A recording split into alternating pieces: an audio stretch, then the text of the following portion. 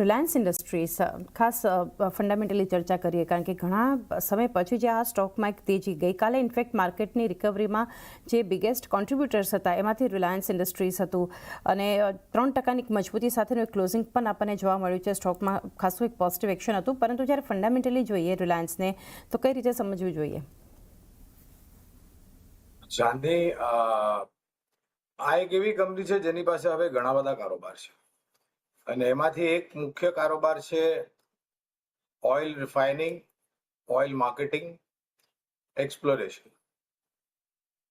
તેલના ભાવની વધઘટ મારા ખ્યાલથી થોડા સમય માટે રહેશે, જ્યાં સુધી નિર્ણાયક તરીકે જે સમુદ્રી યાતાયાત માર્ગ છે સ્ટ્રેટ ઓફ હોર્મુઝ અને જે રીતના પરિસ્થિતિ છે ત્યાં આગળ સુધાર નહીં થાય ત્યાં સુધી તેલના ભાવમાં તમને તીવ્ર ગતિથી વધઘટ થતા દેખાશે અને એની અસર જે બી ક્ષેત્ર અને કંપનીઓ નિર્ભર છે કાચા તેલ અને નેચરલ ગેસની ઉપર એની ઉપર જોવા મળશે તમને. ટૂંકાથી મધ્યમ ગાળા માટે તો નહીં ખબર નથી, પણ લાંબા ગાળા માટે નિરંતર આપણે ઘણીવાર ચર્ચા કરી છે અને માનનીય ચેરમેન સાહેબથી જ્યારે બી એજીએમ ની ઘોષણાઓ થાય છે ત્યારે બી આપણે જોડાઈએ છીએ. આપણા ચેનલ સીએનબીસી બજાર અને સહયોગી ચેનલ સીએનબીસી આવાસ, સીએનબીસી ટીવી 18 પર ત્રૈમાસિક પરિણામ બી પર બી આપણે ઘણીવાર ટિપ્પણી કરી છે અને નિરંતર રોકાણની ભલામણ આપી છે.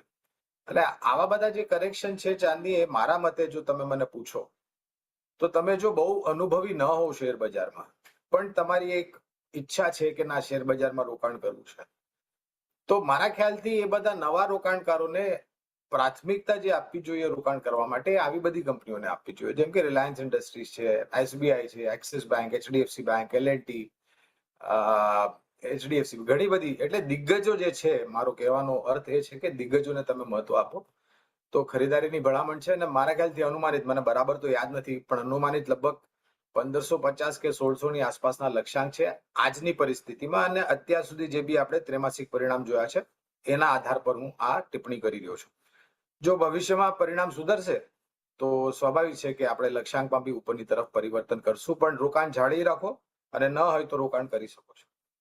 હોલ્ડ પણ કરી શકો છો અને રોકાણ કરી પણ શકો છો રિલાયન્સ ઇન્ડસ્ટ્રીઝ પર એક લોંગ ટર્મ વ્યૂ. અને રિલાયન્સ પર આપણે ચર્ચા કરી તો સ્ટાન્ડર્ડ ડિસ્ક્લેમર તમારી સ્ક્રીન પર છે. સોમિલ, મઝગાંવ ડોક